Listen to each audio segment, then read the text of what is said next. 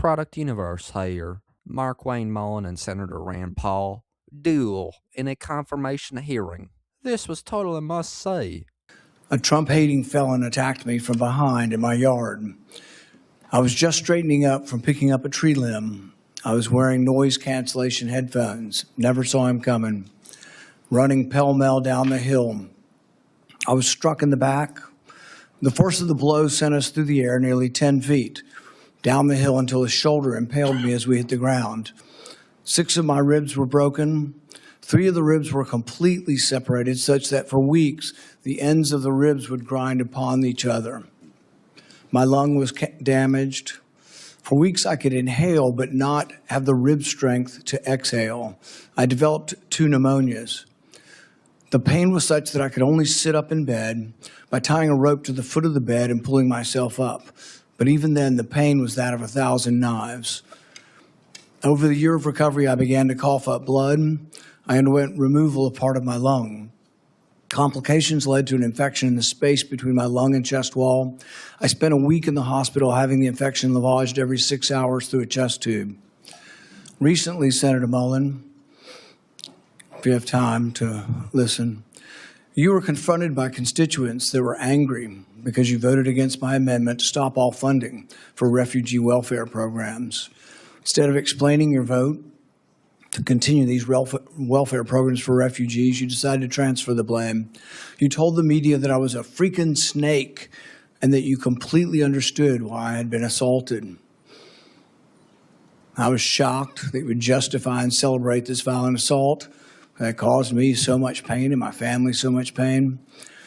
I just wonder if someone who applauds violence against their political opponents is the right person to lead an agency that has struggled to accept limits to the proper use of force. You might argue you were mad and upset about being confronted by your constituents.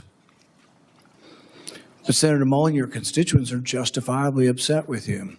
By now, most of America knows that the Somali welfare fraud in Minnesota stole over $9 billion. But instead of defending your vote, you took to continue the vote to continue these refugee welfare programs. You chose to lash out at me.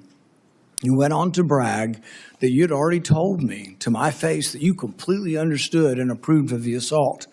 Well, that's a lie. You got a chance today. You can either continue to lie or you can correct the record. You have never had the courage to look me in the eye and tell me that the assault was justified. So today you'll have your chance. Today I'll give you that chance to clear the record. Tell it to my face. If that's what you believe, tell it to me today. Tell the world why you believe I deserve to be assaulted from behind, have 6 ribs broken and a damaged lung. Tell me to my face why you think I deserved it. And while you're at it, explain to the American public why they should trust a man with anger issues to set the proper example for ICE and Border Patrol agents. Explain to the American public how a man who has no regrets about brawling in a Senate committee can set a proper example for over 250,000 men and women who work at the Department of Homeland Security. It's the practice of this committee to swear in witnesses. Will the nominee please stand and raise your right hand? Do you swear that the testimony you will give before this committee will be the truth, the whole truth, and nothing but the truth? So help you God. Senator Mullin, you are recognized for your opening statement. I think before I can start my opening statement, I have to address the remarks the chairman made, calling me a liar. Sir, I think everybody in this room knows that I'm very blunt and direct to the point, and if I have something to say, I'll say it directly to your face. If you recall, back in my House days, we actually did have this conversation because of the remarks that I've made. You were in a room. I simply addressed that I said I could understand because of the behavior you were having, that I could understand why the neighbor did what he did. As far as my terms of the snake in the grass, sir, I work around this room to try to fix problems. I've worked with many people in this room. Seems like you fight Republicans more than you work with us. I did address those remarks. I did explain your gimmicks by the amendment you put forth.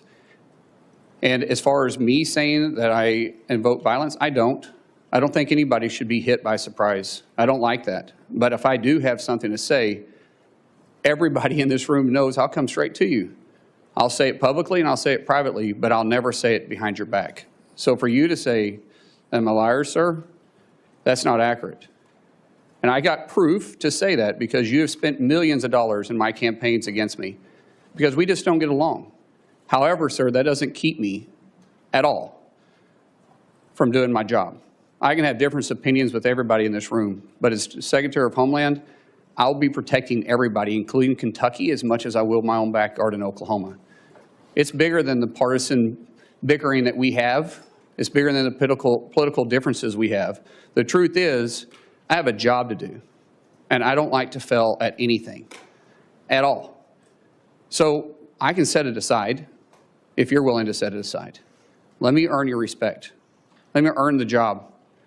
I won't fail you. I won't back down from a challenge, and I'll also admit when I'm wrong.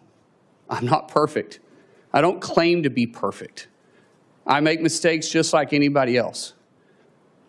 But mistakes, if you own them, you can learn from them, and you can move ahead. And I'll make that commitment to you. Well, Markwayne Mullin and Rand Paul clearly don't like each other one bit, as it was totally evident that these two had some history with each other, a history which took center stage in this hearing, as Rand Paul thought he had Markwayne in a trap which Markwayne did not fall for because he was unfazed, as what Markwayne said before previously is what he meant, and he did not run away from his previous statements like Rand Paul thought he would. Whether you're good, bad, or indifferent about that notion, it is good to see that Markwayne means what he says and says what he means. He was willing to stand behind his statements, much to the chagrin of Rand Paul, as Rand Paul also stood behind his statements about Markwayne. These two men just have beef with one another, and both do not like each other at all, and that was clearly easy to see. To be honest, it was entertaining to see these guys go at one another. It was like a modern day duel of words in that confirmation hearing. What happened to Rand Paul in 2017 was terrible, plain and simple. Nobody deserves to be attacked, and violence should never be the answer. I'm glad that Rand Paul made a full recovery from that terrible attack, and I'm glad to see him still doing what he loves as a senator from the great state of Kentucky. It was just entertaining as heck to see these two men go at it verbally. It was like a duel between two bitter rivals. That's all this was, two men who just can't stand each other going at it in a confirmation hearing right from the jump. They didn't waste any time getting after it. Markwayne Mullin and Senator Rand Paul had a confirmation hearing moment that will live on in history. But that's just my 2 cents, and you're entitled to your 2 cents. If you want, share your opinion in the comments below, as all viewpoints are welcome. If you enjoyed this informational and educational video, then give the video a like and turn on my channel notifications so that you'll be notified the next time I release a new video. Thanks for watching, God bless you, and God bless America. Click on the videos on the screen to continue watching my content.